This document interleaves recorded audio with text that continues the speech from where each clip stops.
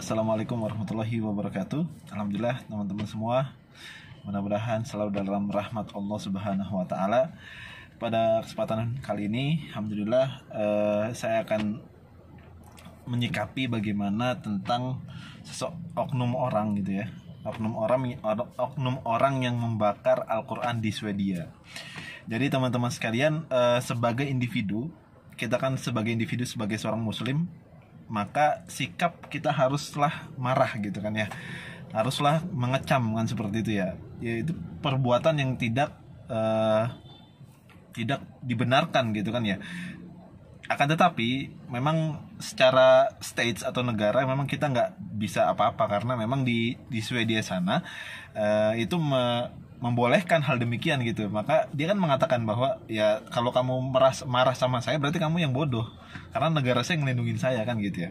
Nah maka sebenarnya tugas yang paling konkret untuk menindak tegas perbuatan itu adalah negara sebetulnya. Tapi kita sebagai muslim ya wajib marah, wajib untuk kemudian memberikan edukasi kepada umat bahwa kita harus mencintai Al-Quran itu.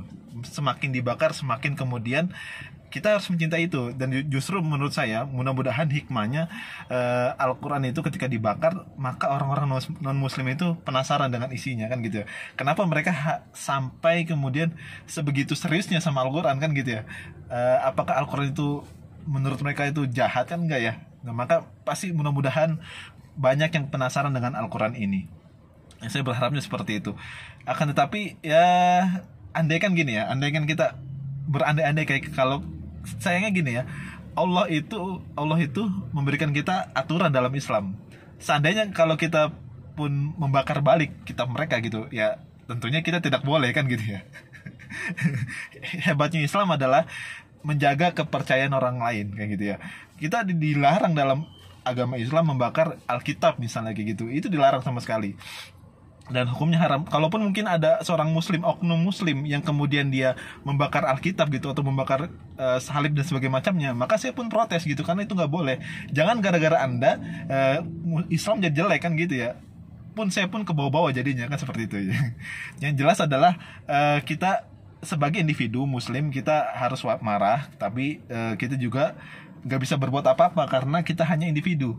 Nah, sedangkan dia melakukan itu dilindungi oleh negara. Maka dari itu sebenarnya penting banget bagi kita memiliki aturan atau sistem negara yang kemudian mendukung Islam gitu ya. Nah, kan kita mengetahui bahwa presiden kita kan Islam, seperti itu harusnya memberikan tindakan tegas. Seperti misalnya IKEA kan Swedia ya, ditutup gitu dan sebagainya macamnya. Itu sih harapan saya kan gitu ya. Tapi kan kita nggak bisa, sekali lagi kita nggak bisa ngapa-ngapain.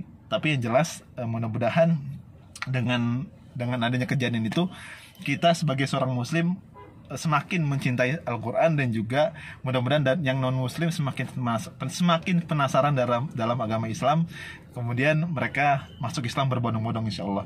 Karena janji Rasulullah SAW bahwa Islam itu akan menyeluruh gitu loh penerapannya.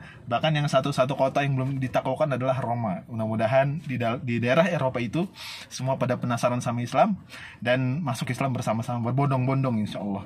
Seperti yang Allah katakan dalam surat ada di dalam salah satu surat, idza jaa nasrullahi wal fath. Ketika mereka berbaris-baris berbondong-bondong untuk penasaran dalam Islam, Masya Allah. Jadi teman-teman sekalian, itu saja yang ingin saya tanggapi dalam hal ini. Mudah-mudahan kita semakin mencintai terhadap Al-Quran, dan juga jangan hanya cuman kita marah, akan tetapi kita juga harus lebih menghormati Al-Quran itu. Yang saya maksud adalah bukan hanya fisiknya, tapi aturan-aturannya, kemudian juga perintah-perintahnya dan larangan-larangannya, seperti itu. Baik teman-teman sekalian, insya Allah kita akan jumpa di lain waktu, karena hari ini saya ingin menemani Ustadz Namaban dalam berdakwah. Beliau ceramah kalau saya nggak keliru. Mudah-mudahan bermanfaat teman-teman sekalian. Barakallahu fikum. Wassalamualaikum warahmatullahi wabarakatuh.